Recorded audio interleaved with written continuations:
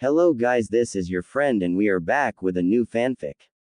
And if you enjoy this fanfic then please press the like button and subscribe to my channel for more fanfic like this. And now let's start the fanfic. Uzumaki Naruto, Jinchuriki of the Kyuubi no Kitsune, is standing on the same bridge that Team 7 has used as their meeting place for the past month since the activation of their cell. Naruto is the shortest of the people standing there, standing only at 4 feet 9 inches with blonde hair and bright blue eyes filled with mirth, happiness, and a hint of mischievousness.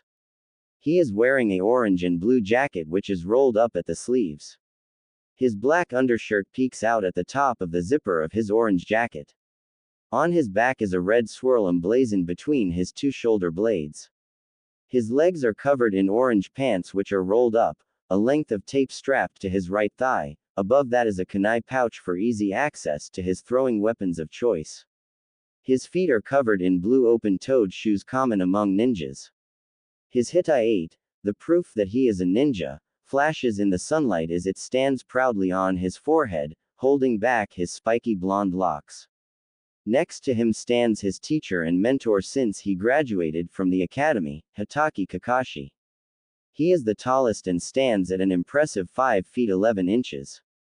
He is wearing the usual Konoha shinobi attire. His Hitai-8 is wrapped around his forehead but slanted so the cloth covers his left eye. The lower half of his face is covered by a blue face mask. His silver hair and single black eye are the only distinguishable features available with his face so heavily covered. His chest is covered by his green Junin vest which has many pockets for placing various things. His blue undershirt is shown as his shoulders, and arms are covered in the blue fabric from his shirt. The only break of the blue is the same red swirl presented proudly on his left shoulder. His hands are covered in fingerless black gloves with metal handguards from his Anbu days. His pants are a dark blue which are rolled up allowing for his shins to be wrapped in tape and his feet to be covered with the common blue open-toed shoes. His leg is wrapped similarly to Naruto's with tape and his kunai pouch on his right leg. Across from them the remaining two members of Team 7 stood. First was Haruno Sakura. She is the second shortest standing on the bridge and she stands at a rather normal height of 4 feet 10. Her bright, bubblegum pink hair draws the stares of any passers-by, her green eyes almost in the shape of a star as she looks at her crush. She is wearing a red kipao dress with circular designs, which reaches down to her knees. Underneath the skirt, she wears tight, form-fitting dark green shorts. Her legs are bare which lead to her feet covered in the same open-toed shoes that Naruto and Kakashi wear. Her Hitai-8 is used as a bandana to keep her long pink hair from fraying too much. The final member is Sasuke Uchiha. He is the tallest of the genin there, standing at a 4 feet 10, only slightly taller than Sakura herself. He wears his Hitai-8 around his forehead much like Naruto, his black hair combined with his pitch black eyes making for a very dark look. He wears a blue shirt with the Uchiha clan crest, a red and white fan, on the back of his shirt. His forearms are covered in blue and white bracers. His shorts are white with blue tape around his right leg and his kunai pouch on top of that. His shins are covered in warmers just as his forearms are. His feet are covered with the same open-toed shoes that the rest of his team wears. Naruto smiled as he watched Kakashi poof away after their teamwork exercises. He turned to Sakura, still with that goofy grin on his face. Sasuke-kun, would you like to go on a date with me? Sakura asked Sasuke who was standing a few feet away. Sasuke turned around and said, no, before walking off. Naruto's eyes narrowed at Sasuke's back for turning down the beautiful Sakura-chan's invitation for a date before he turned to Sakura, and his grin returned full force. Nay, Sakura-chan, would you? Naruto began only to find himself looking up from his back at the sky. Shut up Naruto baka, she said as she huffed and retracted her fist, which had planted itself onto his head causing his fall to the ground. I will never go on a date with you, get it through your thick skull, she shouted before turning around and walking away. Naruto picked himself up out of the crater his body had made when being punched and dusted himself off. He looked back to the sky with a longing expression. Is she really never going to accept me? He thought in a depression before his normal exuberance shone forth. No way, I will beat Sasuke Thames, then she will have to acknowledge me and go on a date. He thought as he raised a fist to the air in a pump of victory. Naruto sighed and let his arm fall, an air of depression around him as he looked at the ground, something not seen for Naruto since his discovery almost a month ago when he found out about the demonic fox in his belly. How can I beat Sasuke Tem when all Kakashi-sensei teaches us is teamwork exercises? He thought, still standing on Team 7's bridge meeting place. I don't want to pester him as he said that he would teach us when he felt we were ready, but it has been almost a month and we haven't learned a thing. He lamented. Naruto had asked Kakashi for help early on, but he had informed Naruto that their teamwork needed the most work and that he would not teach any of his genin something else until he felt their teamwork was up to his satisfaction. As such, Naruto had dropped asking his sensei for help since it was obvious the man was adamant about this requirement. Suddenly, Naruto looked up. Well, guess I will just have to try and train by myself, just like always, he thought with some slight bitterness at the end. He was a happy-go-lucky guy. He could even ignore many of the bad things in his life. But he was completely tired of being alone. He had been alone since his first memory. It was of him walking along the street from the Hokage Tower back to the orphanage and he was being glared at as he walked by. Alone, again. That was all of his memories. Even his times as a team made him feel alone, though less so as his teammates did actually interact with him. He knew they only interacted with him because they had to though. He shook off those bad times and began to walk into the forest heading to a clearing he had used since the formation of his team. Not a single person saw the shake of a head with spiky silver hair and a single eye shining in the darkness as Naruto's teammates left him and then Naruto left himself. Kakashi shunshined away, disappointed at his team's teamwork. Naruto walked onto Training Ground 7. He looked over at the memorial stone and wondered, not for the first time, who his parents were. He hoped they had been awesome shinobi that took down corrupt governments and rescued princes and princesses alike. He imagined his father, tall, handsome, with one wicked set of kunai standing in a ferocious pose as he looked out along the battlefield ready to risk life and limb to defeat his enemies. His mother stood beside him, her mouth spread into a fox-like grin much like his own. She had a dangerous-looking katana that seemed ready to drink the blood of her foes as she stared down her enemies. He let a smile cross his face as he thought this, though it was bittersweet as he knew that he had no idea who his parents were. He shook the bright image out of his head before extending his senses a bit as he didn't want anyone to find his new practice clearing. His previous clearing had been disturbed after his last training session there after he had graduated. As such, he searched for and found a new training clearing for his awesome new techniques that he would create and learn as a ninja. So, once he found it, he tried as best he could to keep others from finding it this time. Once he knew that no one was watching him, Naruto used the stealth techniques he had learned while running from the Anbu after his pranks to sneak away into the forest and headed off to his clearing. Naruto crept along the underbrush keeping quiet and making nary a sound as he continued on his way. His orange clothing was not the best for his stealth but he loved the color orange and no one would ever talk him out of wearing it.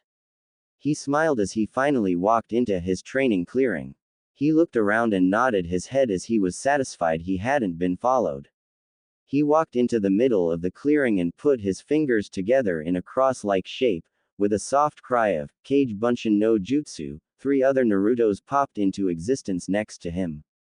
2 went and sat down on opposite ends of the clearing as one clone faced off against Naruto.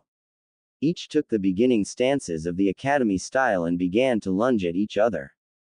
Instead of hitting his clone, when Naruto would make contact, Naruto would lightly tap his clone easily stopping almost all of the force from his attacks. He had learned early on that his clones did not last for strong hits so he had adapted his hits so he could pull his power away from them at any point he wanted.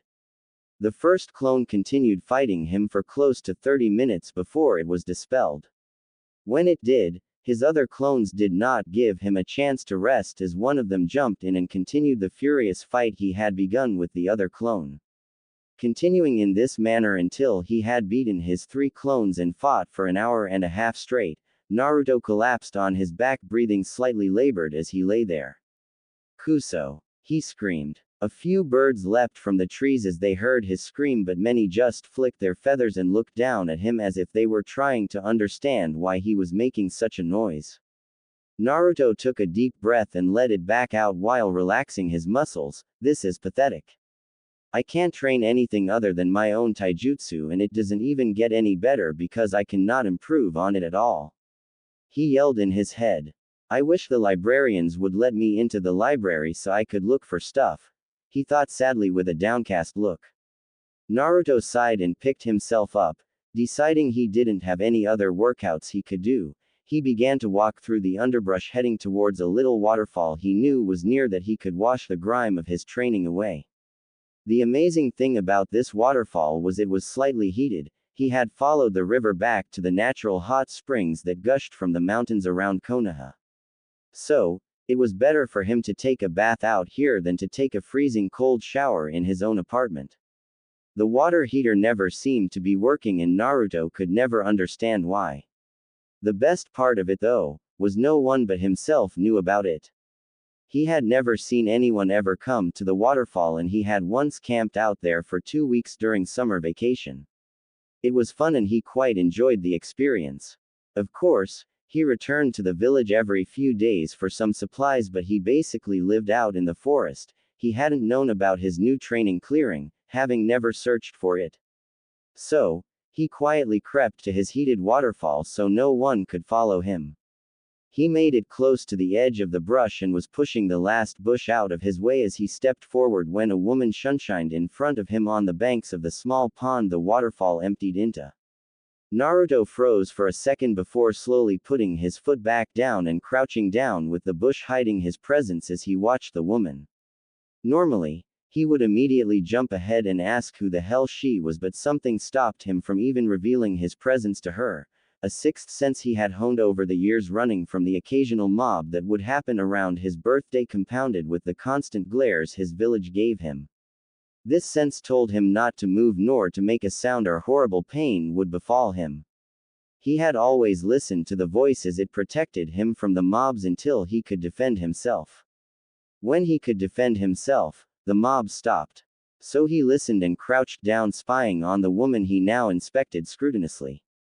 She was very beautiful. Even only seeing her from behind, Naruto could tell this woman just exuded a confidence and grace not found in many women, at least not in comparison to the women Naruto met. Her black hair fell from her head in an almost messy fashion, but, for all its messiness, it seemed orderly, almost as if she willed it to follow her demands. He followed the hair down to her mid-back. Underneath it he could see the wrappings of white bandages with a pattern of something that looked like rose thorns, but he couldn't see any blood stains. He concluded that the woman was using those wrappings as clothing. His assumption was proven correct as he followed her hair to the edges of it and saw that the bandages wrapped around her whole body. Below her hair, he could see the bandages, but he followed that lower to her posterior. Now, Naruto was not perverted, like many people assumed because of his sexy jutsu. He was simply looking for a way to beat people when he made that jutsu. As such, he was surprised when a bit of blood leaked from his nose when he saw how shapely her backside appeared and the way it jiggled slightly when she moved. Seriously, I don't know why some sites say he is perverted. He obviously knows nothing about and sees no problem using his sexy no jutsu on who he claims to be perverts. Not just to use on a whim. His eyes continued their downward journey to see some of the most toned legs he had ever laid witness to. He could see that this woman's legs were shaped with muscles, nothing too drastic but enough to prove that she worked out enough to keep her body fit. Even through the bandages on her thighs, he could see her muscles ripple as she shifted from foot to foot. Her calves were sculpted just as perfectly as her thighs. Her feet covered in sandals just like his own. His eyes snapped up from her feet when he saw her shift her upper body to look around.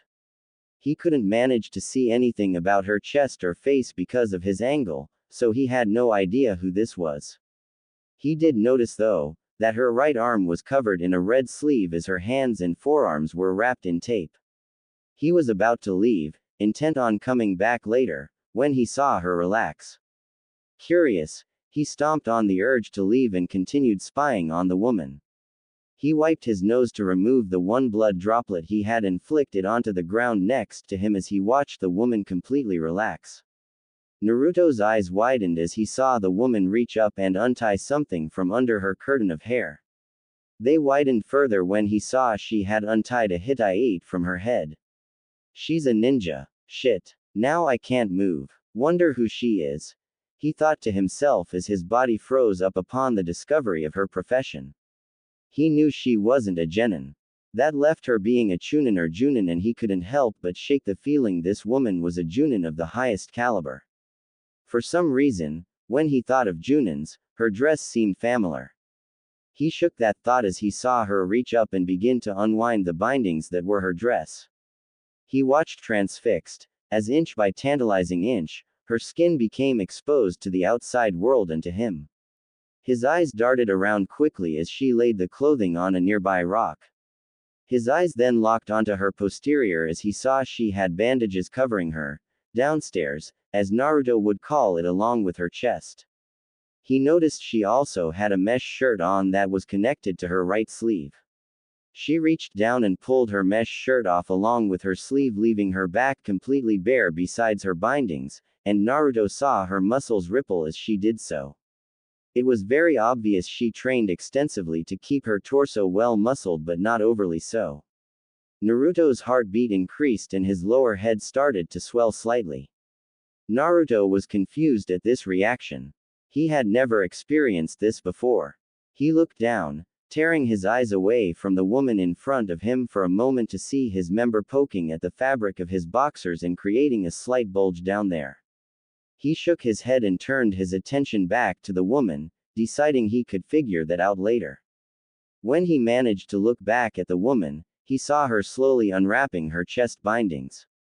His heartbeat seemed like a drum in the silence of the forest, but he could only see her arms as she slowly unwrapped herself. She draped the bindings on top of her dress and reached down. Naruto, guessing what was going to happen, yelled at himself to move, but his body stood, transfixed as he watched this woman start to reveal her creamy skin to the world. He watched as, wrap after wrap, uncoiled itself from her skin.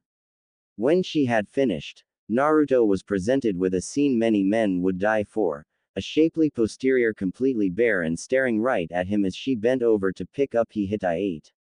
His brain was almost fried as his better than normal eyesight seemed to hone in on something he had only seen in pictures on the adult magazine rack. He saw a small slit, pink in color. It had no hair around it, just her perfect creamy skin. Her luscious thighs framing it perfectly as he felt his nose begin to almost gush blood. The thing to finally put him into blessed unconsciousness was the fact he saw her S from between her legs hanging from her chest. He noticed how she had these little things on the tip of her S that stuck out. He felt his member throb painfully as he took this sight in before he felt his eyes roll into the back of his head. Somehow, his body remained locked in a crouching position as Naruto fell unconscious. It was only a few minutes, but Naruto recovered from his sensory overload and returned to the land of the living to witness that same woman underneath his waterfall, completely. He stayed in his position, completely immobile as his member throbbed painfully with her back turned to him. He looked down and frowned at his body. What the hell was this?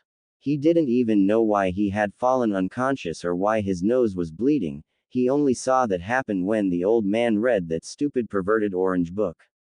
His eyes widened as he took that in. I am not a pervert. He yelled to himself as he fell onto his butt from pumping his hand into the air. Unfortunately, this was right when the woman turned around and heard his movement. Naruto caught a glimpse of pink circles on the woman's chest just like his own and a trimmed black bush of hair down by her pink slit before the woman covered herself and was suddenly right by her clothes as she spoke in an ice-cold tone. Come out, she said. Naruto's body moved on its own again as he suddenly leapt out of the bushes and stood in front of the woman, startling her. Naruto stared at her slightly before he felt some ki coming from her and his eyes snapped to her own. He noticed how her hands were covering her chest and downstairs before he saw her face. His eyes started at her jawline. He noticed she had a rather dainty-looking jawline, but he was sure that this woman used her looks to her advantage. Some part of him idly noted that those looks were obviously weapons. So he ignored her daintiness and looked closer, his eyes picking out the strong muscles underneath her skin. Even for her face she was trained. Her cheeks were dusted a light red with something on her skin, her lips were a full luscious red covered in red lipstick. His eyes traveled further up and finally locked with her own. His own eyes widened as he saw ruby red eyes glaring back at him. Her eyes had 2 rings of black within them, one so small it almost seemed like a pupil, but Naruto's eyes picked out the speck of red in between them. The two stayed in that position for almost a full minute, Naruto just staring into her ruby red eyes and her glaring back at him before she spoke. "What do you have to say for yourself?" she asked. Naruto's ears almost flew off of his head. That voice was heavenly, almost as if listening to an angel. The musical notes seemed to draw him in and confuse him as she glared at him. He almost stuttered a response, but his sixth sense kicked in and, in one of his once in a prank genius moments, he responded. "I have nothing to say, for the beauty which lies before my eyes is beyond comprehension and, as such, would be an insult to try and put in words," Naruto said, the words spilling from his mouth as if he had always been capable of speaking to women like that. Truthfully, in his own head, he was wondering where the hell those words came from. Her response would have stunned anyone who knew her. She blushed. Her cheeks went red and her hands almost moved away from her body as she took in his words, almost as if his words had triggered something within her. Her eyes glazed over a bit as she stared down at the whiskered blonde boy in front of her. Naruto, his moment of intuition having passed, immediately lowered himself onto the ground, his head between his hands as he bowed on his knees. "Please don't hurt me, I didn't mean to peek on you. But I just always clean here, and I was tired, but my senses told me to stay, and then my body, and, he stuttered as he feared he did something wrong by making her blush. "Gomenasai," he cried as he remained in his bow. The woman's red eyes looked down at him, and she giggled at his admission. His response to her question having evaporated her anger at him, as she now knew he was not just a pervert trying to watch her, just a confused kid who was very good with words and willing to take his punishment as he hadn't tried to run. Her red eyes suddenly widened as she took in exactly who he was. She sighed as she spoke. "Uzumaki-san, please get up and turn around," she said in her same melodious voice. Naruto looked up at her with fearful eyes. She was surprised when she moved and his eyes still remained locked on hers and didn't move to her body despite his acceptance of punishment. "I wish to clothe myself, Uzumaki-san, I will not hurt you," she said gently. Naruto's fearfulness abated somewhat, but he got up and turned around, making each action deliberate and keeping his eyes locked on hers before he turned around, proving to the woman he was serious about this. When he turned around, he heard her rustling with her clothes and pulling them on. He took a discreet sniff of the area. The scent of the forest filled his nose, but he could smell something sweeter in the air. It was a floral scent that he was almost certain emanated from the woman behind him. It smelled of roses and lavender. Something he was almost sure wouldn't mix but somehow managed to meld together in a mixture of scents bordering on perfection. His eyes rolled as he almost purred in delight from the smell. He took a few more sniffs before he heard her clothes stop rustling and asked, "Can I turn around now, Kunoichi-san?"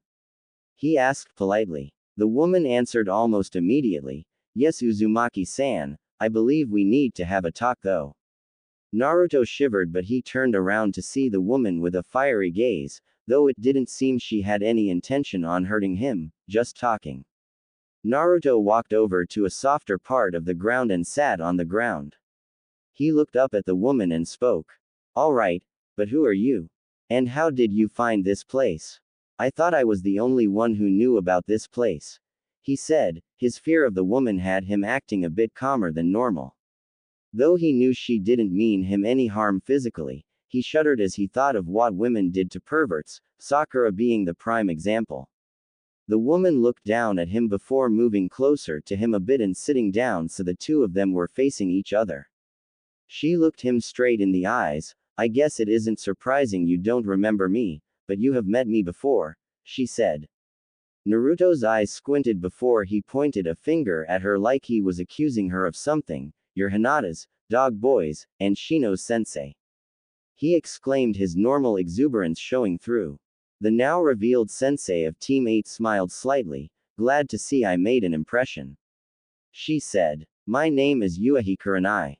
I know about this place because I stumbled across it a few days ago and I like to take showers away from the village. I have problems with my own shower, she said with a bit of a dark tone in her voice. Although Naruto did not know it, she was the suspect of many men trying to peek on her just as any of the prominent kunoichi were. Unfortunately, many of the men in Konoha seemed to be perverts, so it was hard to feel safe while in such a vulnerable position as bathing. Naruto nodded, surprising her. I know. Her eyes widened. My shower is always cold. He exclaimed as if that was her problem too. This place is perfect for taking a shower though, he said. Kurenai chuckled slightly. That it is, hence the reason why I am here, she said with mirth in her voice. Though that brings me to what you were doing, Uzumaki-san, she said with complete seriousness in her voice. Naruto's eyes lowered. What you did was wrong, and she started only for Naruto to cut her off. I know, Kurenai-sensei, I just couldn't stop myself. You are very beautiful and I had never seen something like that. I am very sorry and I will never do it again. Please just don't tell anyone about this, he said in a pleading voice. Kurenai's blush came back as his words struck her. She cursed herself in her head as she prided herself on hiding her emotions. Luckily, Naruto was quite dense and currently trying to get out of a punishment. She looked down at him with a scrutinous eye. Look at me, Uzumaki-san, she said. Naruto's blue eyes raised and locked with Kurenai's. Do you admit you peeked on me?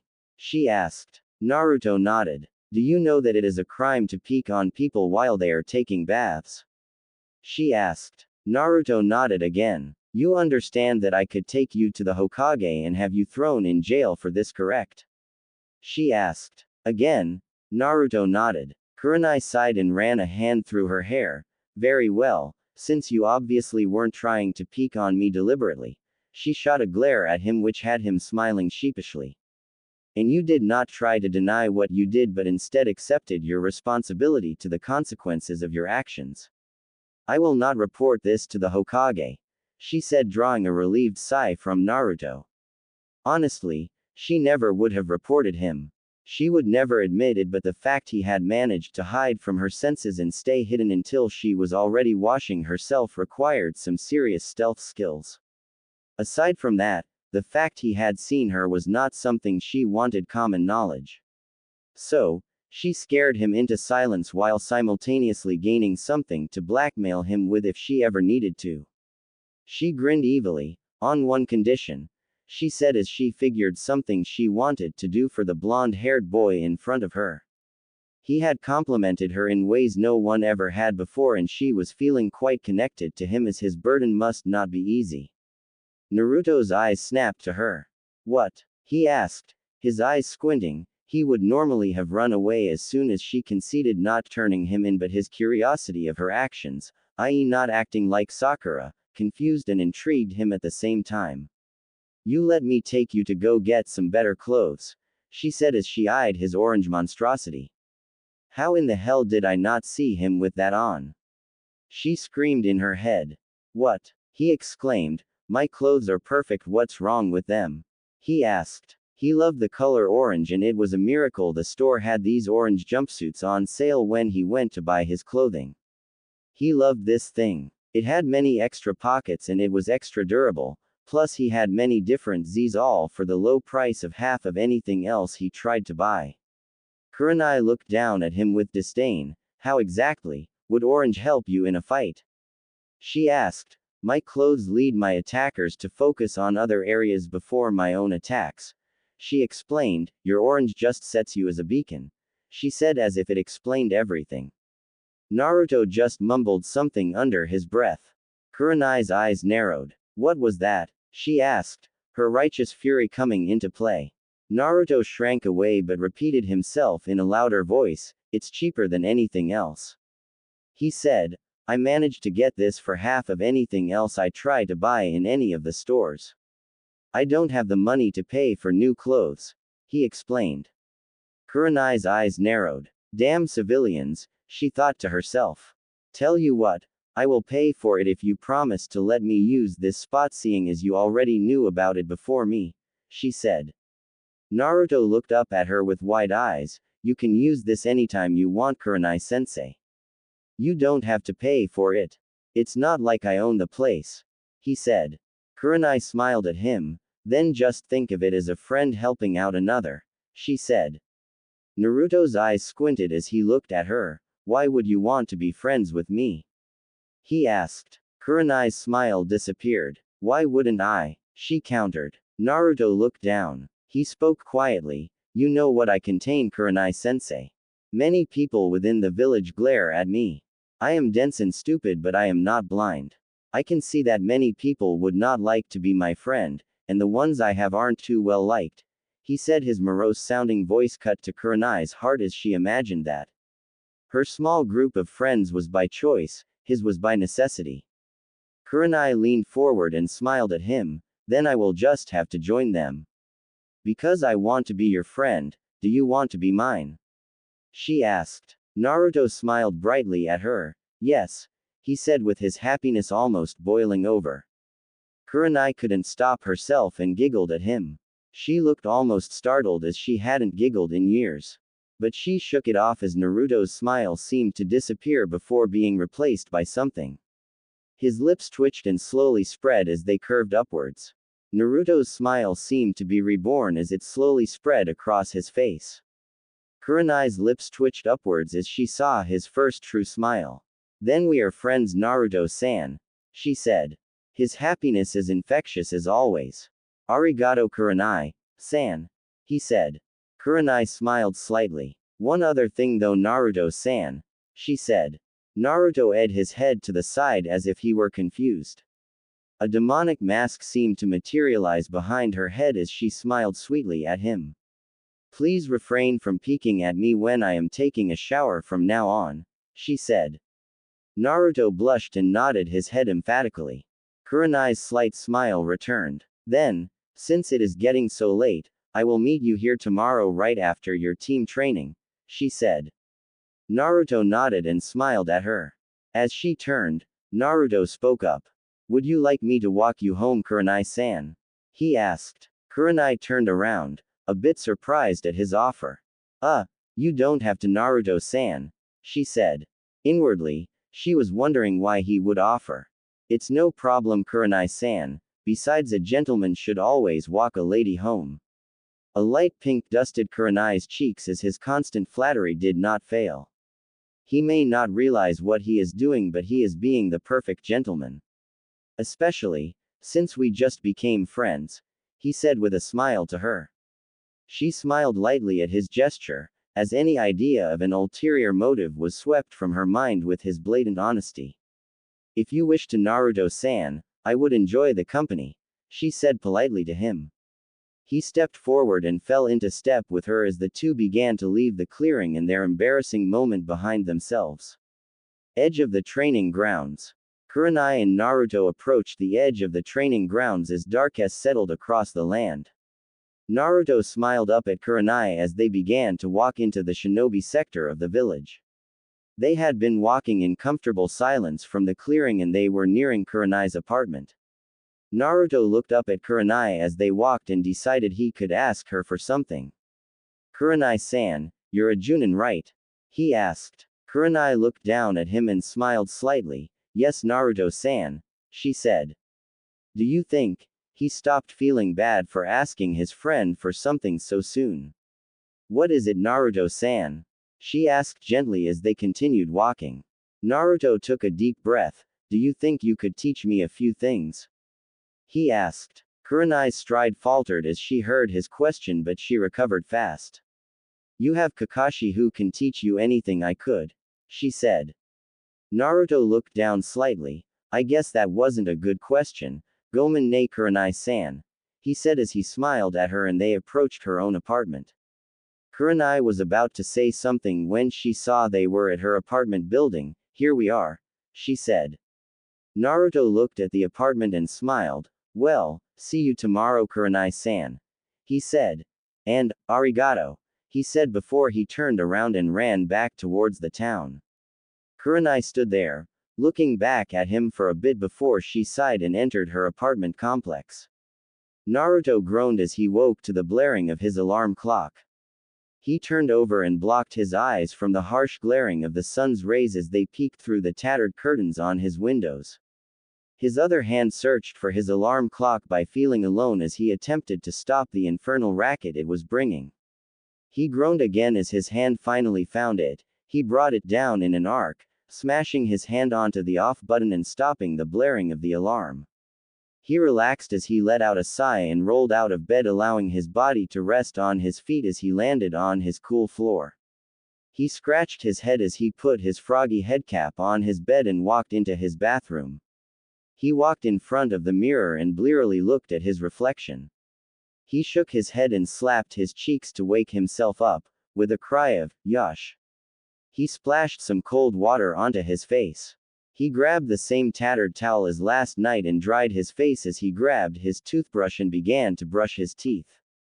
Once he had finished with this, he walked back out of his bathroom and into his room. He stripped his pants off and looked into his dresser. He smiled brightly as he saw his orange jumpsuits. Oh yeah, Kurenai-san, he exclaimed as his face brightened up and shone with happiness. Then he frowned. He would have to say goodbye to his usual clothes if he went with Kurenai. He sighed. Well, I guess a change couldn't hurt, he said reluctantly. He slowly slipped his jumpsuit on, as if savoring the last time he would be putting it on. If Kurenai had her way, he was sure that she would be getting rid of his jumpsuit. She had made it clear she didn't like it, just like the majority of people who found out he was a ninja. He couldn't understand why everyone was so against his jumpsuit. Orange was awesome. He only had 2 pairs, but he loved them dearly as they kept him quite comfortable and hid his less than desirable body. He sighed as he remembered this. He hoped Kurenai wasn't going to leave him because he could see his bones. That was part of the reason for the jumpsuit. He couldn't get real food, so he was malnourished. Not that he understood that. He just knew that he had to skip a meal here or there because he couldn't afford it. Sometimes he would go a few days without it before he got his weekly pay from the Hokage Tower. Now the odd thing about this was, he had weapon money set aside that he had not touched since he started to put some aside each time he would get his weekly amount. He knew he would need to buy some more weapons for when he made genin, so he still had that money set aside because he refused to dip into it even when he was hungry. He had not spent it yet, as Kakashi had scared him into thinking he wouldn't make genin, and, upon seeing the horrors of D-rank missions, he didn't want to spend the money he had set aside. Which reminded him that it was today that he got paid his weekly allowance. He thought it odd. Now that he was a ninja he shouldn't get an allowance, but once he saw how little the D-rank missions paid, he was glad he still had it. Naruto smiled as he pulled on his pants and leaned under his bed. He pulled a loose floorboard up and reached into it. He withdrew his trusty Gamma-chan, which was bursting with bills from what he had saved, and frowned at the small amount he had. Damn, only 160,000 ryu, he said as he looked at it. I get like 10,000 ryu every week. I was hoping to save some more, he said. Note. That's about $1,600 he saved. He gets 100 a week. He sighed and simply put Gamma-chan into his inner jacket pocket and replaced his floorboard. With this done, he walked into his kitchen and began to make himself breakfast.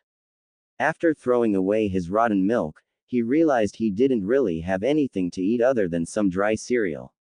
Well, I guess I will just have to suffer through training until we get our paychecks and I get my allowance, he said with a dry chuckle as he put his cereal back into his pantry and finished getting ready.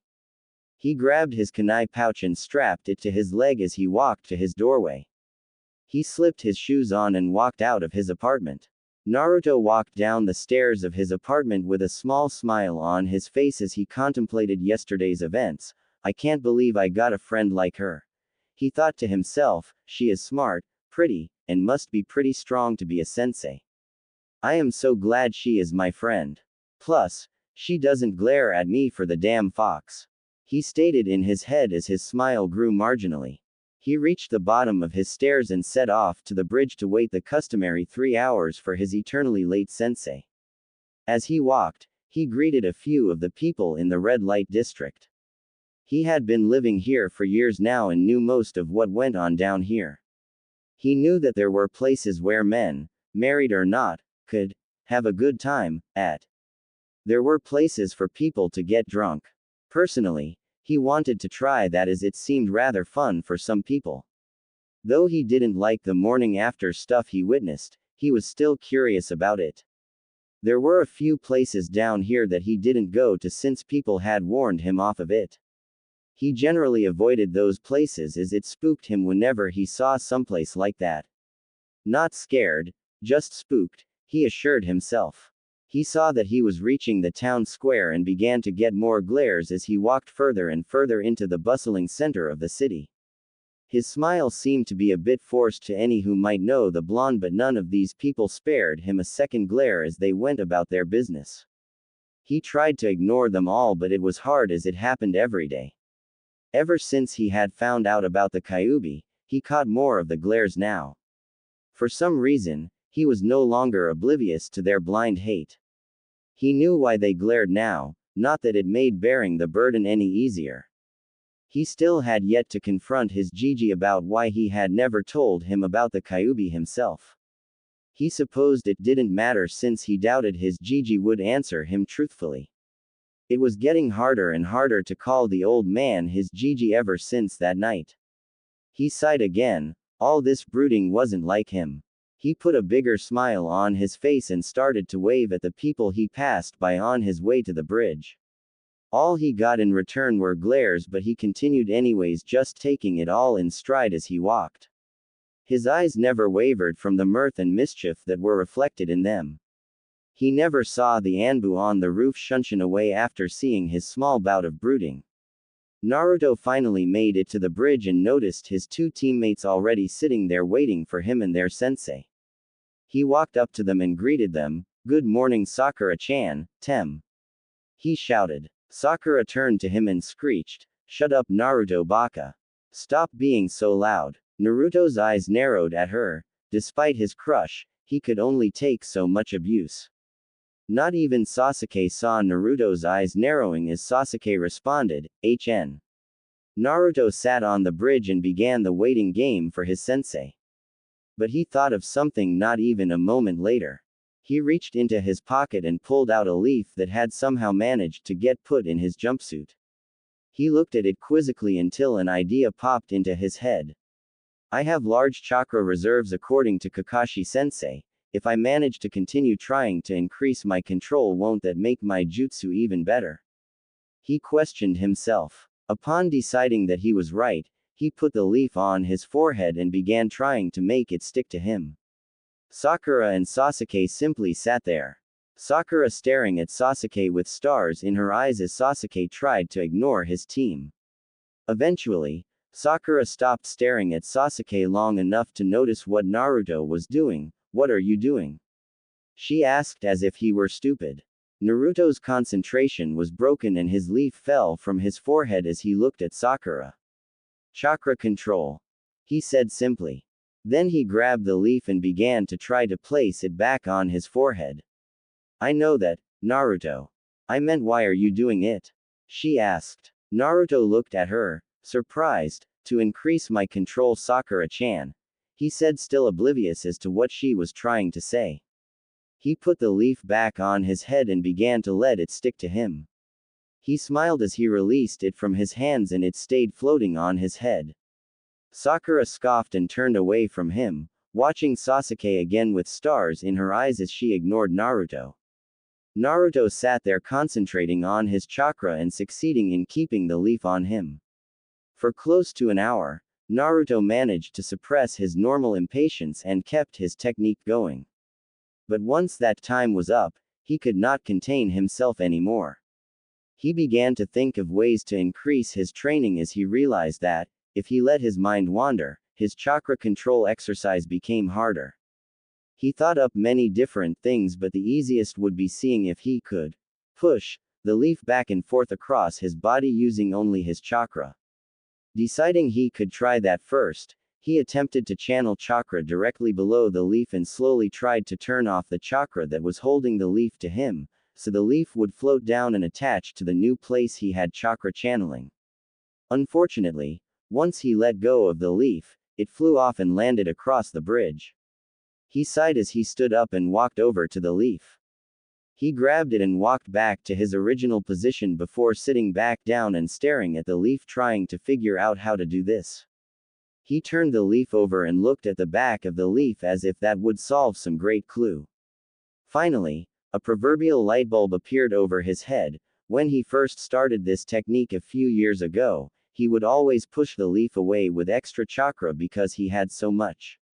If he could provide the push with excess chakra, timing it just right so the leaf would be pushed in the direction he wanted, then he could attach it to other places on his body.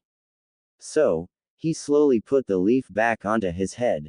He channeled chakra to a spot just below the area and tried to increase the chakra running to the leaf but not to the other area. The leaf blew off of his forehead and floated to the ground. He ground his teeth in failure. He looked down at the leaf, his usual determination shining in his eyes as he picked up the leaf and continued trying to perfecting his self-made control technique. Each time he failed, he grew increasingly frustrated with the technique. As the failures compounded upon each other, he finally reached a point where his frustration clashed with his control so bad that when he put the leaf on his head, it simply was blown away by the amount of chakra he used. He huffed and crossed his arms as he decided to take a break. Sakura and Sasuke, meanwhile, were simply standing on the bridge wondering what the hell Naruto was trying to do with that leaf. Sakura thought it was funny to see him unable to complete such a weak exercise. She knew he had large reserves, but she could complete this exercise almost instantly when it was introduced. She simply ignored his attempts and stared at Sasuke. Sasuke kept his eyes closed for the majority of the time that they waited for their sensei. But, he opened his eyes once to see his teammates. He held back a snort of derision as he saw Sakura staring at him. He shivered as he saw her eyes were almost in the shapes of stars. But he turned to the only person he considered decent on his team. Oh, he was not dumb. Naruto was actually quite smart. He knew that Naruto was almost invincible if he was brought to a blow of the minds. Naruto's in-combat strategies caught even him by surprise, and that was hard as he was taught to expect attacks. As hard as it may be to admit, Naruto's unpredictability was probably the best ninja weapon ever invented, as a single wrong move by the enemy and Naruto's mind would have them eating dirt. No, Naruto may be naive, but he was far from dumb. As such, when he saw Naruto playing around with the leaf, his eyes narrowed as he tried to figure out what he was doing. After staring at Naruto for a good 20 minutes, he could only see that Naruto was constantly using too much chakra for this control technique. He scoffed and turned away, closing his eyes again. Naruto may be incredible under pressure, but when he was out of combat he was way too naive to be of any use. With this decided, Sasuke ignored what Naruto was doing, as his unpredictability led to his greatest weakness and strength. As smart as Naruto could be in battle, was as dumb as he would be out of battle. Sasuke ignored Naruto's curse and thought to himself, it's only Naruto. None of the genin noticed Kakashi staring at them from across a few buildings. He narrowed his eyes at Naruto but sighed in disappointment as his plan of making them work together while he was late wasn't working. He rubbed the back of his head. What would you do, Minato-sensei? He asked his sensei as he looked at the man's head on the mountain. Receiving no answer, he sighed before shining onto the bridge and greeting his team. Yo! he said as he appeared next to a frustrated-looking Naruto. You're late. A screech came from Sakura. Kakashi cast a quick glance at Naruto, worried that something might be annoying him beyond the training since he hadn't bothered to yell at him as usual, but when he saw him staring intently at a leaf he shrugged it off. When Naruto was focused on something it was almost impossible to dissuade him from it. Well, you see, there was this old lady that needed, Kakashi began. Save it. Are we going on a mission today or not? Sasuke said as he glared at his eternally tardy sensei. Kakashi smiled from under his face mask. Well, since my cute little genin saw fit to annoy me, I think we can skip a mission today and simply do teamwork exercises to make up for it. Meet me at the training grounds in 5 minutes, he said before poofing away. Sasuke and Sakura looked torn between being happy that they didn't have to do a D-rank mission, and sad that it was teamwork exercises again. Naruto simply looked up as Kakashi poofed away and almost started to panic. What happened? Where'd Kakashi-sensei go? He asked. Sakura sighed as she said, Naruto baka, weren't you listening? Her voice finally reaching a screech, he said to meet him at the training grounds. Naruto looked at her and smiled, thanks Sakura-chan, he said before turning around and heading to the training grounds as Sasuke had already taken the lead. Sakura simply sighed before following her teammates. Naruto lowered his head as he walked in between his two teammates. He saw how they interacted with the public. Sakura was greeted by a few people and she responded kindly as they walked to their training. She seemed to know a few of the important civilian shops and businesses that they came across on their short little trek. Sasuke was almost being bowed to as the trio walked by. He was his usual stuck-up self, but Naruto could now pick out the subtle nuances that showed Sasuke liked the attention he was given by the civilians. Being the poster child for pain must have been great. Naruto's hands balled into fists as he saw the glares that his presence brought. He was starting to grow tired of the blatant hatred that people seemed to associate with him. He couldn't even walk down the street without being glared at by one person. He sighed and placed a huge smile on his face as the trio continued their journey. He waved and smiled at people who did nothing more than glare back at him. His eyes held mirth and happiness to many, but to one who cared to look close enough, they held a loneliness so profound it would bring others to their knees even as he walked along in the presence of his own two teammates. Naruto and his team walked into their training grounds to see their sensei sitting on the same log he had tied Naruto to in their bell test. They each walked closer and Naruto smiled at his sensei as he shouted, "Good morning Kakashi-sensei."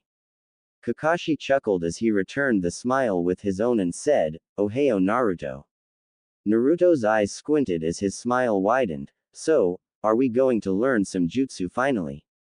He asked excitedly. Kakashi's smile didn't waver as he responded, "Nope," he replied cheerfully. Naruto's smile disappeared and he frowned but was soon back to smiling as he continued bouncing on his toes in anticipation. Though he didn't like only doing teamwork exercises, they were supposed to help him get better so he tried to focus on them. Kakashi looked at his other two students and had to hold back a frown as they just glared at him or brooded about how teammates did nothing but weaken you. He sighed as he clapped his hands together and began to explain their teamwork exercise. "Alright, all three of you get in a triangle," he said. The three genin shrugged and set themselves so that, if you were to look at them from a bird's eye view, it would seem they were each one tip of a triangle.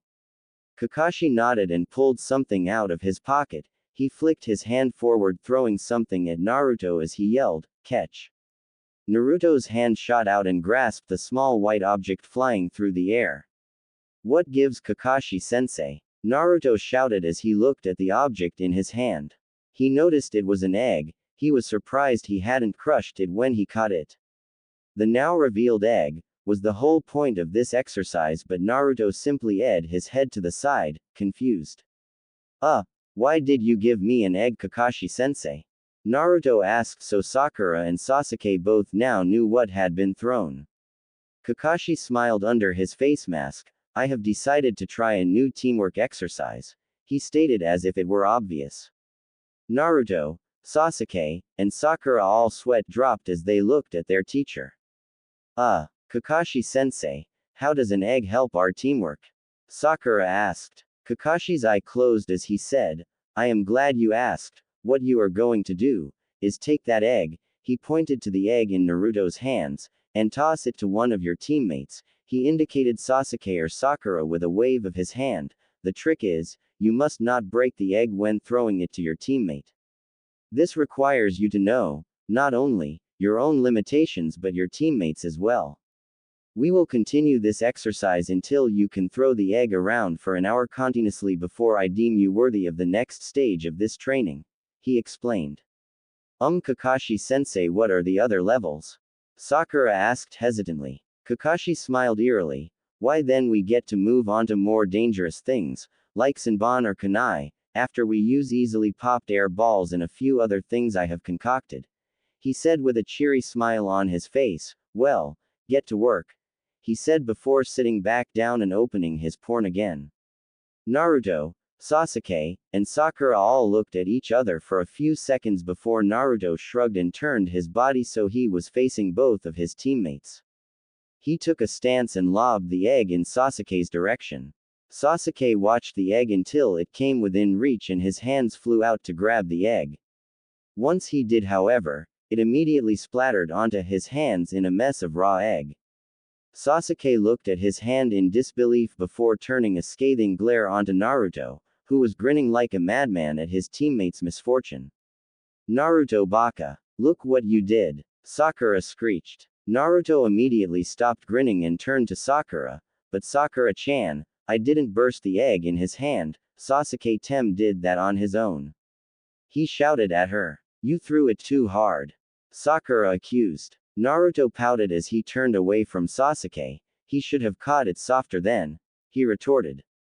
Kakashi sighed and produced another egg. This is the purpose of the exercise, so continue, he said as he threw the egg to Sasuke, who immediately hurled the egg in Naruto's direction. Naruto, being himself, suddenly reached out and managed to cradle the egg as it came close to him. He was about to bring the egg into his body when his hand suddenly crushed the egg as he caught it, leaving his hands much like Sasuke's.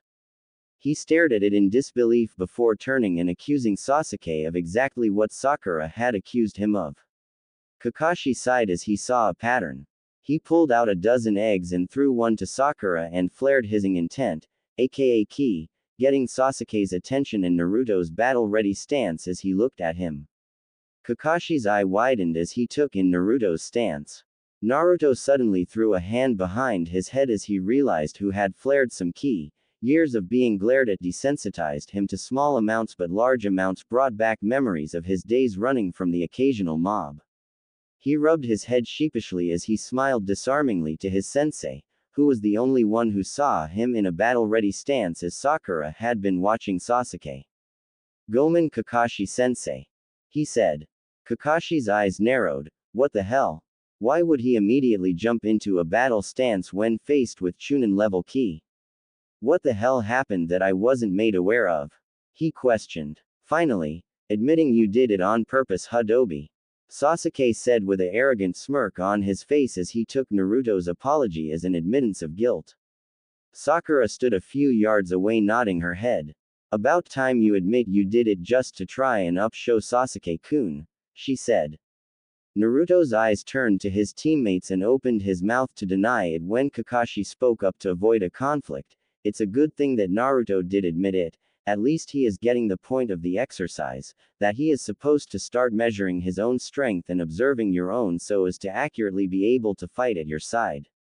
Kakashi said, letting Naruto know that he knew what he was apologizing for by praising him but also getting his point about the exercise across to the whole team.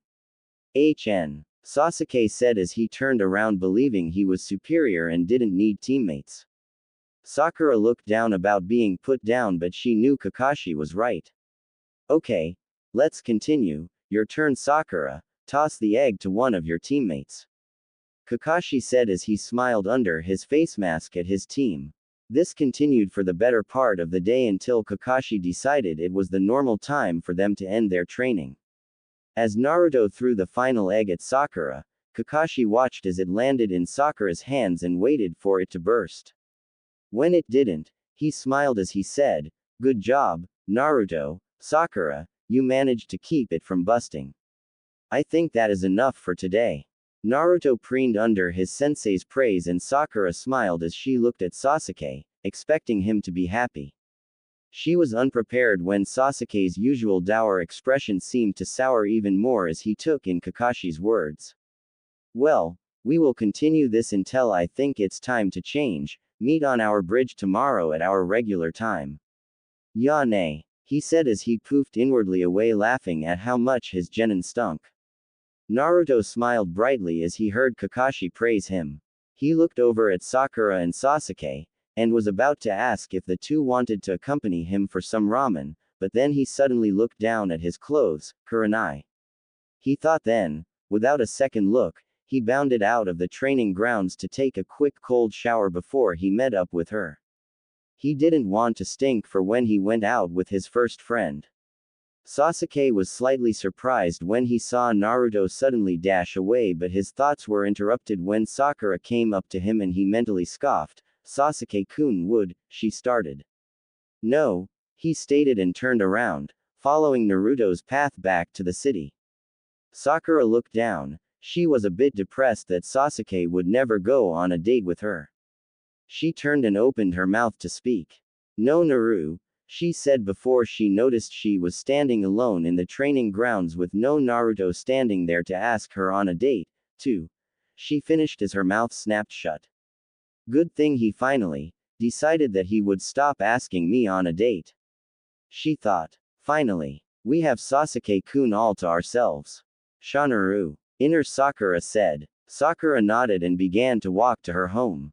She clenched her hand over her heart for a second before pawing off the phantom pain that had stopped her heart as she thought of Naruto again and headed home. Naruto bounded across the rooftops heading to his apartment. The smile on his face was an unusual sight. Many times when the Anbu would see Naruto jumping around like that, it was because he had managed to accomplish a prank. But this smile was different. It shone in the light as a picture of his happiness instead of his mischief. Many of the Anbu smiled under their masks. They didn't hate the kid. His pranks livened up their lives and kept their usual bleak and dull day fun and entertaining. As much as they may not like it when they were the objective of the pranks, they could respect his skill in stealth and the ingenuity it took for him to accomplish them. As a whole, the Anbu were particularly fond of the blonde Jinchuriki, not that Naruto knew that. Naruto paid no heed to the Anbu he spotted and ran into his apartment. He stripped down as fast as possible and jumped into his shower with freezing cold water. He quickly rubbed himself down with soap and scrubbed his hands furiously to get the raw egg off of them.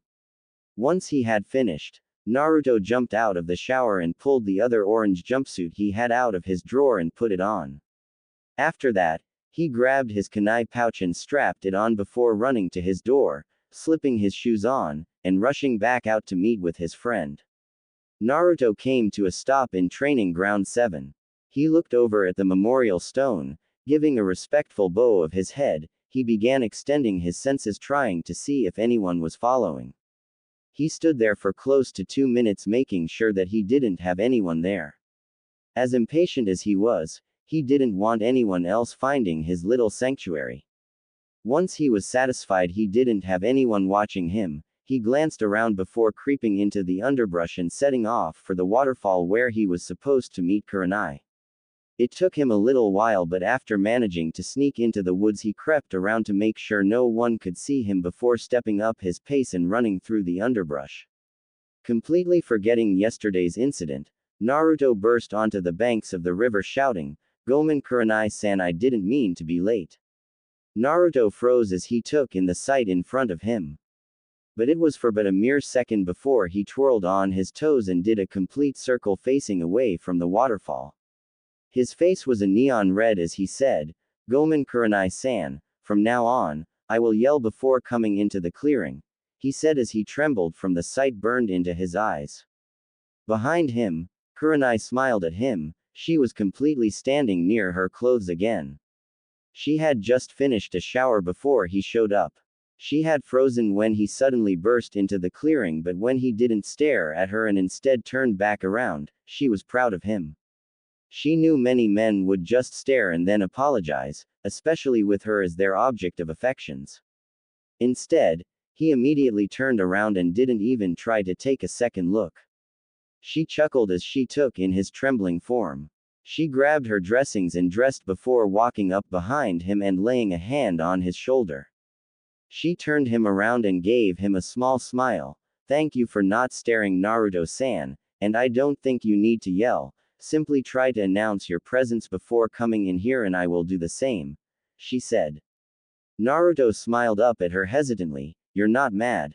He asked. Kurenai shook her head. I may not like it, but you proved that it was an accident by turning around immediately. I appreciate that more than you know, Naruto-san, she said, still with a small smile. For a second, she wondered who might have taught him how to be such a gentleman. But she brushed it off. Now I believe it is time to go get you some clothes, she said. Naruto looked down but turned back to her with Gamma-chan in his hands. Kurenai-san, I know this isn't much, but this should help cover some of the costs, he said as he offered her the overflowing wallet. Kurenai's eyes widened in shock at his wallet. What the hell? With the amount sitting in there, he should have no trouble buying new clothes. Why did he say that the only thing he could afford was that hideous jumpsuit? She thought to herself. Then her eyes narrowed. Naruto-san, how much did you pay for those jumpsuits? She asked. Naruto smiled brightly. About this much for one of them. He responded, it was such a lucky deal, even one shirt cost like 3 times this much. But with this, I got a full set of clothes for less than one article, he said with a huge smile. Kurenai frowned. I can't believe that they would try to price gouge him so badly. Well, that stops now, I am introducing him to Takeshi's shop, she thought. She hadn't want to take him to the highest shop in town, but she was sure Takeshi wouldn't see him badly. Naruto shrunk back from Kurenai as ki started coming off her in waves. He knew she was angry, but he didn't know why. He simply looked at her with some trepidation as he pulled Gamma-chan back to his chest. He worried that he might have offended her with offering to pay after she had said she would, but he couldn't let her pay for all of his stuff. He took a few steps back and was about to speak when Kurenai suddenly looked down at him. He froze at the cold fury shining within her ruby-red eyes. He felt his heart skip a beat as he stared into her almost murderous gaze. His eyes finally showing the fear he had from what she was doing as he began to back up slowly. Suddenly, the ki abated and her ruby-red eyes shone with a compassion he had never seen except in his Gigi's eyes.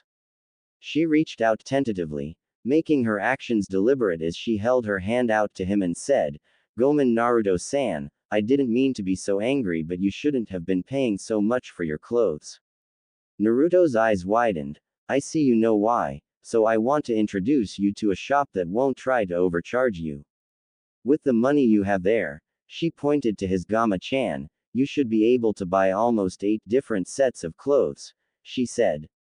Naruto looked down, sad that he had been spending his money so horribly. But he looked back up with determination in his eyes as he nodded and smiled at Kurenai, who smiled back at him. Arigato Kurenai-san, he said. Kurenai merely waved him off. It's what friends are for, aren't they, Naruto-san? She said as she smiled at him. Naruto smiled happily before suddenly jumping at her and wrapping his hands around her stomach. He rubbed his head of shiny blonde locks into her as his eyes leaked tears.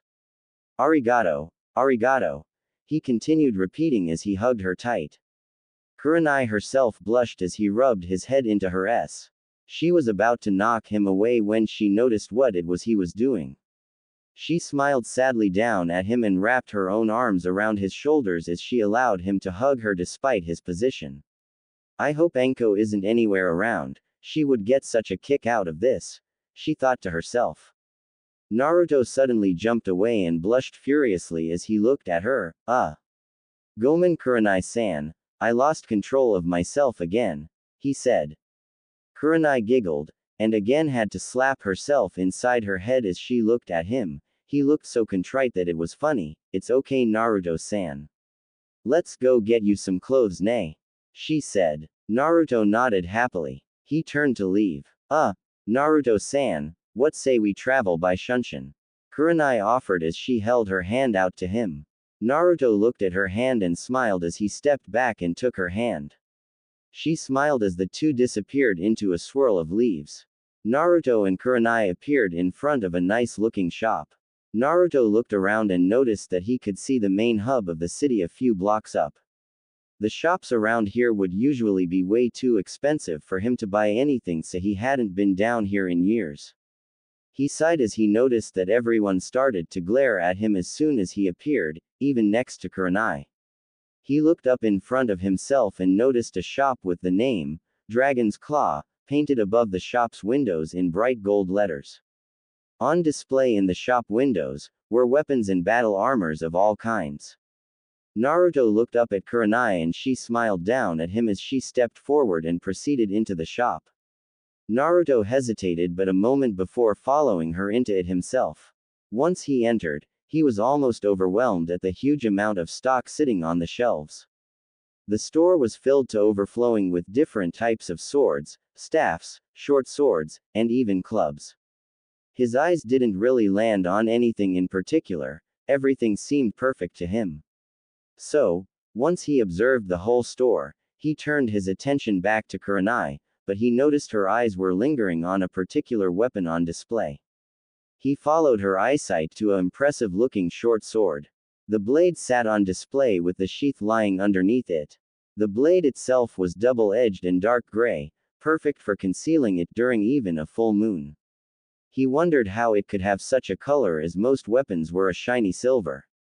The tsuba was a normal square but it had intricate designs that one could see if you looked hard enough.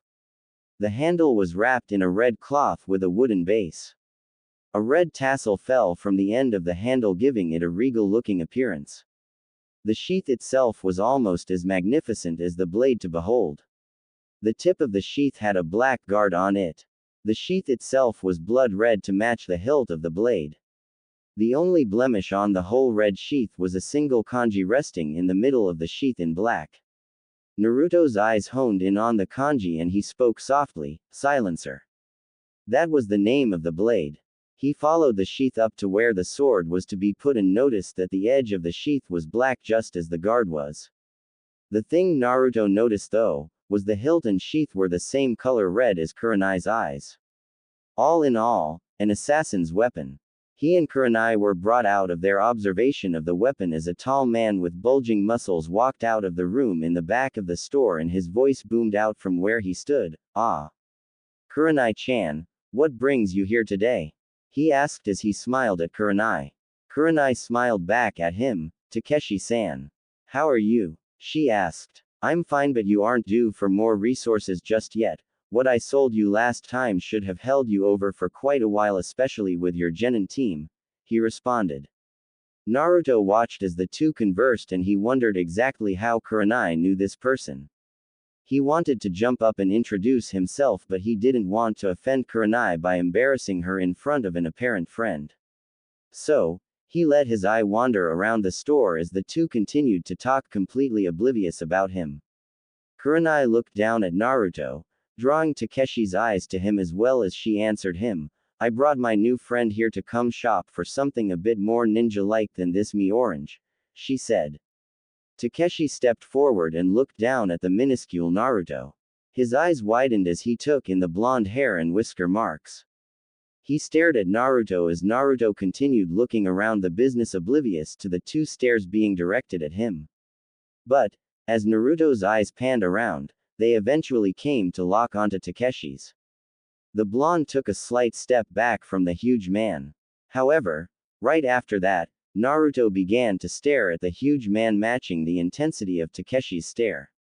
Kurenai watched with a small breath as the stare-down continued. Naruto and Takeshi suddenly both broke out into grins. "Naruto-san, the prankmaster from hell who managed to actually prank my store." Takeshi boomed out. Naruto's chest puffed out. "I knew that the sign looked familiar," he shouted. Kurenai stared in shock as Takeshi reached out and held his hand out to Naruto. Naruto's minuscule hand was completely engulfed in the bare of a man's hand, but the two shook hands, which only further increased Kurenai's shock as Takeshi had never shaken another person's hand other than one person. Good job, my young friend. I must say I was impressed with your ability. Now what can I do for you today? He asked as they released hands. Naruto rubbed his head sheepishly as Kurenai snapped out of her shock and smiled slightly at Takeshi. Naruto-san seems to be having trouble paying for something other than that orange monstrosity as people tax him, she said, grounding out people. Takeshi looked down at Naruto with surprise before his face broke into a grin. Well, you are more than welcome to shop for whatever you need here, and I will even throw in a discount for a first-time shopper if you come back, Naruto-san. Kurenai's jaw almost unhinged as she heard that. Takeshi's shop was one of the best in the village, and for him to give a discount was unheard of. She looked down at Naruto with wide eyes. What the hell did he do to get this treatment? She wondered only to remember Takeshi was known as one of the fairest people around, and he probably knew of Naruto but couldn't help him until now. She shook her head as she asked Naruto, "What size are you?" Naruto looked up at her with wide eyes. "I don't know, I never really looked." He said, "I would just hold it up and take it, even if it was a bit big it didn't matter." Kurenai sighed and looked down at him, taking in how big he looked with the orange monstrosity. She decided she couldn't figure out his size with the jacket on. "Take off your jacket," she said. Both Takeshi and Kurenai noticed how nervous he became when she said that. "Why?" he asked, stuttering as his body froze almost as if he was going to bolt out of the store. Takeshi, upon see his reaction, moved to the front door and turned his sign to close before turning around. "Take it off, Naruto-san," he said as he looked at him from in front of the door. Naruto looked down and his body shivered slightly. Kurenai was about to speak when he reached up and began to unzip his jacket. Both Kurenai and Takeshi had to raise an eyebrow as they saw he had a mesh shirt underneath his jacket. His chest was slightly muscled. You could see there was a small amount of muscle underneath the tanned skin, but there wasn't much fat, as would be expected by a child. That was where the normalcy ended. As Naruto's ribcage became visible, a key washed over the store as Takeshi's hands trembled, but Kurenai's eyes seemed almost aflame as she looked at his ribs, standing out as his skin clung to his frame. Naruto flinched slightly at the key but continued, showing how his stomach was sunken in, looking almost like there was nothing there. Takeshi could swear he almost saw his spine. Naruto finally pulled his jacket off and put it on the ground. Both of the adults were a bit mollified when his arms showed some decent muscles. Naruto curled into himself as he took in both of their murderous expressions. His shoulders started to shake as their ki didn't let up. He didn't know that their reaction would have been this bad. He was just hoping they didn't try to hurt him. He was hungry and slightly tired from standing almost all day trying to throw eggs to his teammates. Even though he was naturally hyperactive, he did have his own limits regarding how much he could do on an empty stomach. Takeshi's eyes were wide with anger as he didn't understand how Naruto could be so malnourished. He thought of his tendon like that and his ki almost seemed to double as he saw her despondent face instead of Naruto's. He was furious at this village. Kurenai was shocked at first, but soon her eyes were aflame with justice. She was going to help him eat properly. No one deserved to be starving, especially not a ninja. Besides, if he couldn't eat healthy, then he was almost finished as a ninja already. Her ki was barely being restrained as she felt Takeshi's wash over his shop. She managed to restrain herself as she didn't want to scare Naruto too badly. However, she finally noticed how he was shaking. She turned to Takeshi and made a motion to Naruto, telling him to cut his ki. Once he did, she stepped closer to Naruto. She went to put her hand on him, but he flinched away and looked at her with fearful eyes again. Her heart broke as a face of pain and loneliness was present on such a young person. "I know my body isn't the best looking, but please still be my friend," he said in a quiet, almost breaking tone. He stared into Kurenai's ruby orbs, his face reflecting all of the times he had felt alone. He felt Takeshi's gaze on him, but he only had eyes for the raven-haired goddess in front of him, his first friend, even if it was for only a day. He didn't know what he would do if another person betrayed him like his Gigi had. He watched apprehensively as she bent down to his level. His heart almost soared as he heard her speak. Naruto-san, I don't care what you look like, I just was surprised, I am sorry. I didn't mean to frighten you, I am still your friend, she said. Another true smile split his face as he launched himself forward and hugged her tightly, almost suffocating her as he squeezed her head like a lifeline. She reached around him and hugged him as well. He blushed and stepped back a few seconds later. Arigato, he said. Takeshi stepped forward and bent down to Naruto. I would like for you to be my friend as well, Naruto-san. You have endured something no child should. As much as I wish to call you a child, I cannot. Young man, I would be honored to call you among my friends, he said with a small smile and his hand held out again. Naruto's smile almost blinded the two adults as he reached forward and grasped Takeshi's hand with all his might and shook it.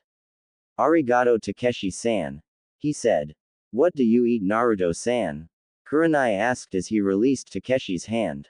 Naruto looked up at Kurenai and grinned slightly. Anything I can afford, usually ramen from Ichiraku Ramen, as they are the only ones I can pay for. Sometimes they even give me free food, he said smiling, but when I run out of money, I can't eat, so I sometimes just go a few days without eating until I receive my allowance from the Hokage Tower. He was ecstatic with his new friends, so he ignored how worried they looked. How much do you get each week, Naruto? Takeshi asked curiously. Naruto pulled out Gama-chan, drawing a surprised look from Takeshi. About 10,000 ryu, he said as he pulled the bills to show that much. Takeshi and Kurenai's eyes narrowed. You can only afford ramen with this? Takeshi asked. Naruto nodded. Both the adults shared a look that Naruto missed as he was basking in the fact he now had two friends. Well, it looks like your tenant helps you out in multiple ways, Kurenai said, drawing surprised looks from Naruto and Takeshi. Without it, you would probably have a bulging belly but no muscles because of malnutrition, she explained. She was well versed in human physiology to be able to take people out for interrogation. Takeshi nodded as Naruto edged his head in confusion. What's malnutrit? Naruto stuttered.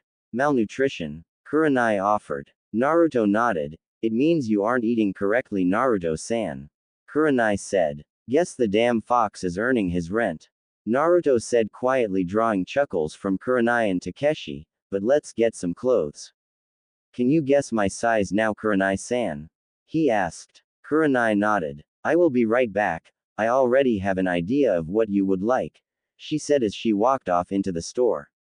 Naruto looked around for a second before spotting the weapon Kurenai had wanted. His face split into a grin and he looked at the price. It was 250,000 ryu. His grin fell a bit, but he turned to Takeshi. Takeshi-san, he asked tentatively so Kurenai couldn't hear him. Takeshi looked at him. Could you tell me how much it might cost me to get that? He said, pointing at the sword.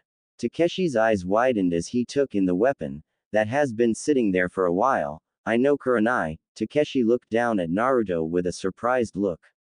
You want to get it for her? He asked. Naruto blushed a bit but nodded. She's my first friend, she doesn't need to be doing this, but I want to repay her. I saw she liked it, so I wanted to get it for her, he said. Takeshi nodded. She has been looking at it for a while. Alright, I tell you what, I will sell it to you for 200,000 ryu. But I will let you make a payment plan, he said. Naruto edged his head to the side in a curious fashion. I know you won't have all the money just yet, as you still need weapons, I am sure. Naruto nodded. A payment plan just means I will take your money at set times for a set amount until you pay it all. Understand, he said. Naruto's eyes squinted, but a moment later, Naruto nodded. Almost like rent, but it is building to a certain amount. Naruto said, drawing a surprised look again. How do you know about rent? Takeshi asked. I pay it for my apartment. How much for one payment? Naruto answered as Kurenai came back with some dark gray items in her hands. About 120,000 for a down payment and I will allow 10,000 ryu a month. Work for you Naruto-san? Takeshi asked, drawing a surprised look from Kurenai. What could you be buying for that amount? She questioned, but Naruto merely smiled mischievously before turning back to Takeshi. Perfect Takeshi-san. Arigato. He said. Go try these on Naruto-san. Kurenai said and shoved them into Naruto's hands. Naruto smiled and took off to the changing rooms. As Naruto changed, Kurenai tried to pry out what was so expensive from Takeshi, but he thoroughly denied her as he didn't want to ruin Naruto's surprise for her. Naruto walked back out and looked at Takeshi and Kurenai. Both of them smiled upon seeing his new clothes. He was wearing a dark gray shirt with the kanji for illusion on the back, oddly enough, and a small swirl on his front right. It hugged his body, showing some of his ribs but flaring out around his stomach. This led to dark gray pants with burnt orange stripes down the side. He was wearing the usual blue shoes on his feet, but his headband was tied around his left arm, leaving his bangs to hang into his eyes. He smiled at them and said, well. Both of them nodded at him. But he frowned. It's missing something, he said. His eyes panned around again as he tried to figure out what was missing. All of a sudden, his eyes landed on something hanging in the bargain bin. He smirked a foxy smirk as he walked forward and grabbed the item. He tied it around his waist, twice, before letting the excess hang down to his calf. He looked up and grinned at them. There. Kurenai put a hand to her chin as she contemplated what he had added. Takeshi, however, laughed. Perfect Naruto, he said. Kurenai took a few minutes more before she spoke. You are set on that? She asked. He nodded. She sighed but nodded her head with a small smile. I suppose you always need your own flair, huh, Naruto-san? She asked. Naruto grinned at her as he looked down at his new addition. A burnt orange sash that, if his observation was correct, would act much like Kurenai's single red sleeve, distracting the enemy. The great part about it, for Naruto, was that if someone tried to grab it, he could use it to move into close range.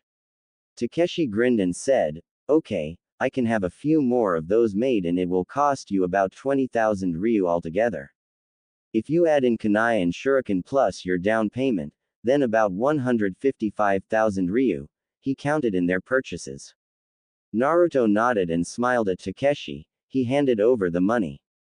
Takeshi grabbed the money and put it in his register. Takeshi turned around and grabbed silencer. He then put it in its sheath and said, this has seals in the guard to keep the blade eternally sharp and free of blood and rust. It is perfect for genjutsu masters, he said. It is said, it even allows you access to an opponent's mindscape, he explained, drawing a slight gasp from Kurenai. And now it is yours, Kurenai. Thank your little friend there, he said as he turned around and presented the sheathed blade to her.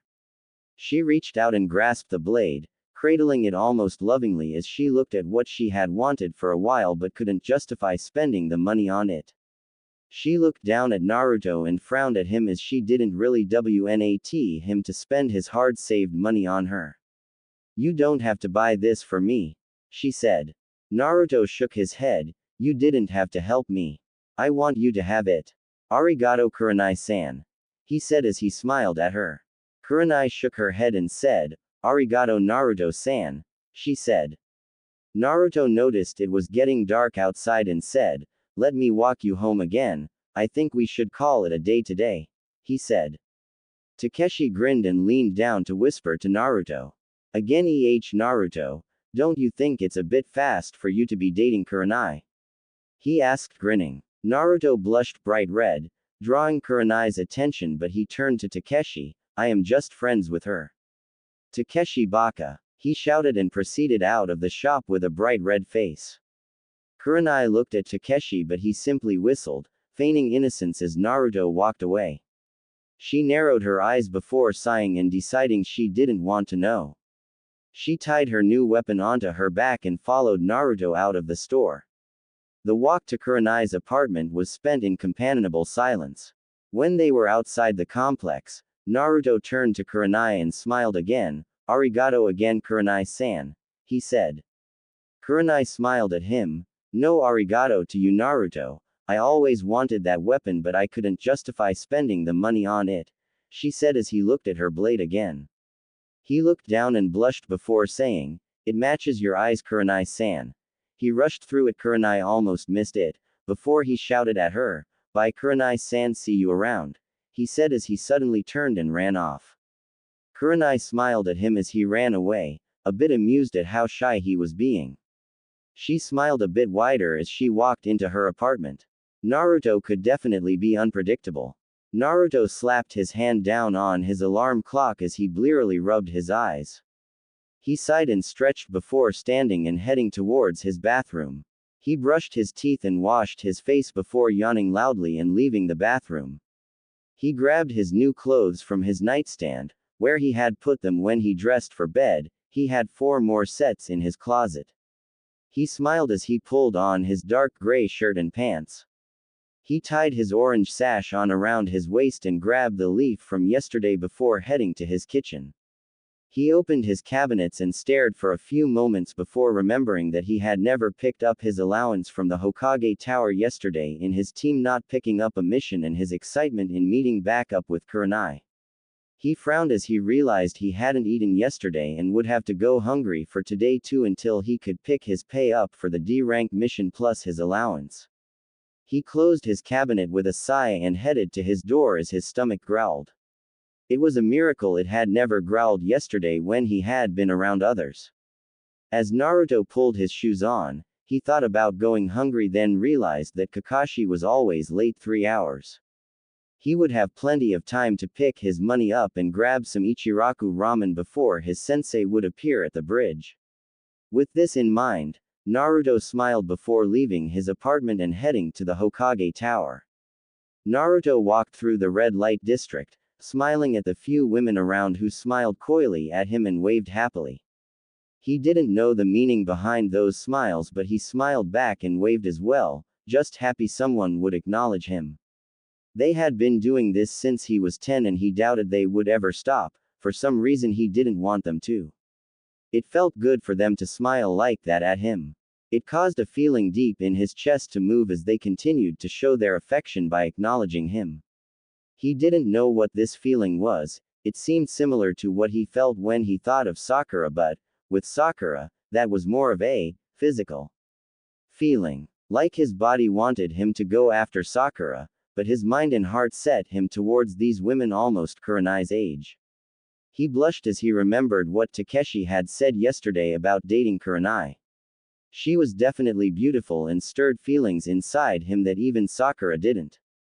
These women who smiled coyly at him stirred it somewhat, but he didn't know them too well, and Kurenai had made an active point to get to know a little about him even over the course of only 2 days. Even though he had no idea what these feelings were, he followed them, and that was what had led to him pursuing Sakura. Of course, the fact he would be stealing her away from Sasuke, who had everything he wanted but threw it away, would just make it all the better when he would have the lovely Sakura-chan all to himself. He smiled as he thought of beating Sasuke at his own game, but then frowned as he thought of Sakura. He wondered why Kurenai would hold more appeal than Sakura. His body had reacted oddly to her body at the waterfall, and he still didn't know why that was. He couldn't like Kurenai more than Sakura, could he? He stopped walking just before reaching the market district and shook his head. No way. Kurenai was beautiful, smart and strong, but she wasn't as cute as Sakura. Nodding his head in agreement, he continued walking again, entering the market district and becoming the focus of glares as he left his home district. Naruto noticed that he was actually being glared at less. When he looked around, he noticed that most of the people did not recognize him without his trademark bright orange. He pouted in his head as he realized that his favorite color had drawn their stares. However, he was happy with his new clothes, and the added bonus of less glares was definitely worth losing the majority of his favorite color. He did still have his sash to represent the awesomeness that is orange. He smiled brightly as he continued heading to the Hokage Tower. Naruto walked up to the Hokage Tower and smiled up at the huge symbol of the Land of Fire. His eyes twinkled as he looked at the kanji for fire standing at the top of the tower where his Gigi worked. His smile diminished as he thought of the old man who had been a constant within his life and helped him on more than one occasion. He thought of all those times when he had woken in the hospital after his yearly beating. No, it wasn't much in terms of physical beatings, but it was still depressing, emotionally, to be beaten on your birthday of all days of the year. He had taken the old man at his word and believed that he didn't know why they hurt him or why they glared at him. He had believed the old man explicitly and trusted him just as much. Upon hearing of his burden, subsequently learning that his Gigi had lied to him, he couldn't stop the thoughts that now whirled in his head about what else he might know about him that he was lying about.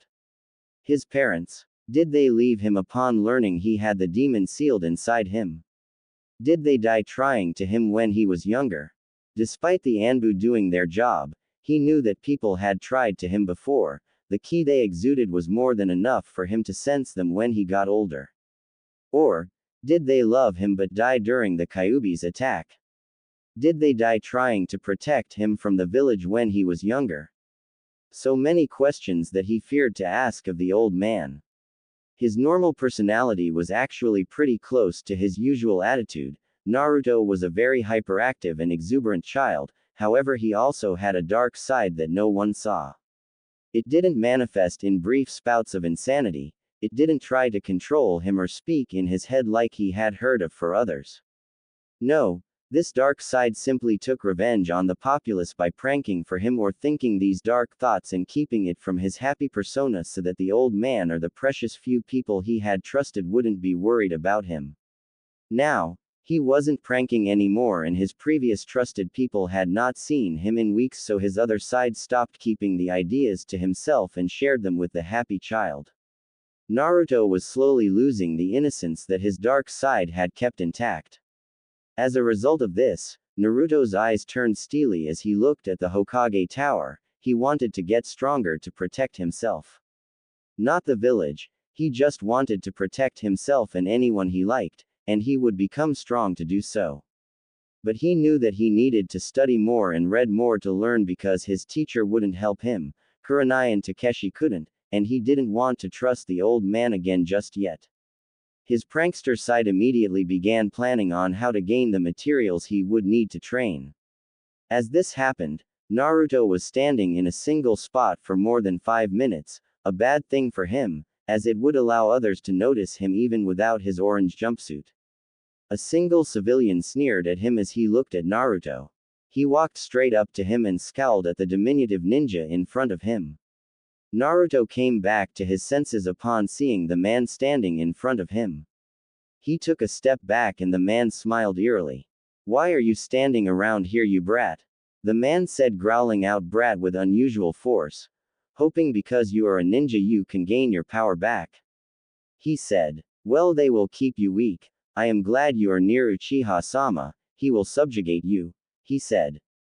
Naruto smiled at the man and said, "Sasuke Tem will bow before my awesomeness, you just watch, old man," he shouted. Naruto completely missed what the man had been saying.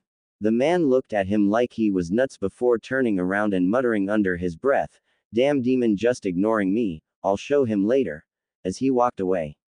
Naruto edged his head to the side as he couldn't understand why the man would just ignore him and leave. He shrugged his shoulders and headed inside the tower. He walked inside the lobby and headed to the receptionist. He completely missed the sneer the assistant gave him before walking up the stairs. He smiled brightly as he approached the receptionist and said, "I am here to pick up my allowance."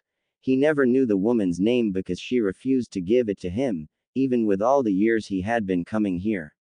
The woman looked up at him and Naruto missed the flash of hatred from her eyes as he smiled brightly, closing his eyes in a squint as he did so. She did not even make any reference to his new clothes. She smiled down at him, but it was a sad smile. "I'm sorry, Uzumaki-san. Because you have not picked up your check on the day that is set, I cannot give it to you." His eyes widened as he looked at her. He missed the spark of mischief sitting deep in her black eyes. "Just as I have told you the past 3 years, if you do not pick up your check on the appointed day, then it is given to the civilians. she said sorrowfully. Naruto's head hung as he looked at her. What do you mean TT Ibeo? You never told me that. He shouted at her, his normal dadbeo making a reappearance from his high-strung tension of not having money to eat this week. He had missed his check before, but he had never been denied it, he thinks. The woman glared down at him. Keep your voice down, Uzumaki-san. I have indeed told you this before. I will not have you disturbing our work. Please leave, she said. Naruto's eyes squinted at her as he stared at her before he sighed dejectedly and hung his head. Hi, he said before turning and leaving the tower, as he knew that if he made too much noise the Anbu would remove him. Naruto sighed as he exited the tower and looked up at the ledge that led to his Gigi's office. He could climb up there and ask for lunch from the old man, but he didn't want to talk with him just yet, his fear of what might be said keeping him from doing as he wished. His parents had always been a sore subject with him, and he didn't think he could take it if the old man lied again. His stomach growled again and he looked down at his sunken stomach with a glare. Be quiet, he said before putting his hands into his pockets and heading off to his team's bridge, still 2.5 hours before his sensei should get there. As he approached the bridge, he saw his two teammates sitting in their usual positions. That is, Sakura was sitting next to Sasuke trying to talk him into a date as he ignored her with turning his head away from her and closing his eyes as he feigned sleeping to anyone who could see his face. Naruto was about to announce his presence when he remembered his chakra control exercise. Again, he did not say anything as he sat on the opposite side of the bridge and began working on the same chakra control exercise as before. For close to an hour, he sat there trying to complete the same exercise. He saw a decent improvement the first few times he attempted to move the leaf, as it would stick for half a second before the leaf burst from his head as he finished releasing it from its initial position. Again, he continued getting frustrated with the exercise until he felt his control start to slip. He sighed and put the leaf away, deciding to try it again later. He looked up and noticed that his teammates still had not acknowledged him. He looked down. It hurt to know his teammates wouldn't even notice him sitting here for a whole hour. Granted, he was usually louder, he shouldn't have to draw their attention for them to at least greet him, should he? He scratched his head in confusion. The old man always talked about how teams would be like little families. That was why he was so happy about his team initially. Sakura was his love and he would have been happy having her on any team with him so he could show her how awesome he was. Sasuke was a mixture of feelings. He enjoyed having someone who felt as alone as he did. However, Sasuke was such a stuck-up prick that he ignored Naruto's attempts to have a rival within him. Even if he didn't realize he was ignoring him until they became teammates, it hurt to know Sasuke brushed him off so easily. Kakashi-sensei was perhaps the worst. For some reason, he felt he knew Kakashi. He felt familiar to Naruto. Like he should recognize him even though he said precious little about his own self. Because of this, he had felt happy to have him as a sensei. However, it had turned into another disappointment within his life. He refused to teach them anything until he deemed them worthy of it and, despite Naruto's urgings, had remained adamant in that. He didn't feel it was fair, like much in his life. Sasuke had a whole clan library he could use to gain knowledge and power. Even Sakura could go to the public library, somewhere he was denied because of his tenant, and gain the knowledge she needed to keep herself in shape until Kakashi decided to train them. Unfortunately, Naruto could do nothing to make Kakashi train him. As dense as others may claim him, he was not stupid enough to think Sasuke and Sakura were as stalled in their pursuit of knowledge as he. So, he was stuck. He was quickly beginning to contemplate going to the old man again, despite his fears. He was brought out of his musings as Sakura finally said something. Naruto? She asked. Naruto raised his head to look at his teammates and noticed that both of them were staring at him with odd expressions. He smiled at them, happy they had finally acknowledged him. Ohio, Sakura-chan, Sasuke-tem, he said. Sasuke merely grunted at him as he cast a look at his new clothes. Sakura, couldn't answer as her eyes feasted on Naruto's new clothes and lack of orange. It actually looked as good as Sasuke's. Naruto edged his head and looked at Sakura with a question on his face. He opened his mouth to ask a question when Sakura's face twisted into a visage of rage. Are you trying to draw me away from Sasuke-kun? She asked accusingly. Naruto's jaw dropped. Sasuke looked over at her with surprise flitting across his face. It won't work. No matter what you do, Sasuke-kun is so much better than you. Right, Sasuke-kun? She asked as she looked back at Sasuke. Sasuke grunted as if it was obvious that it was true. Then he turned back to feigning sleep. Sakura sighed wistfully before casting one more scathing glance at Naruto and then turning back to Sasuke with stars in her eyes and beginning another rant to get him to take her out. Naruto's hands clenched into fists as he shook. A few tears escaped his eyes as a huge wave of sorrow passed through him.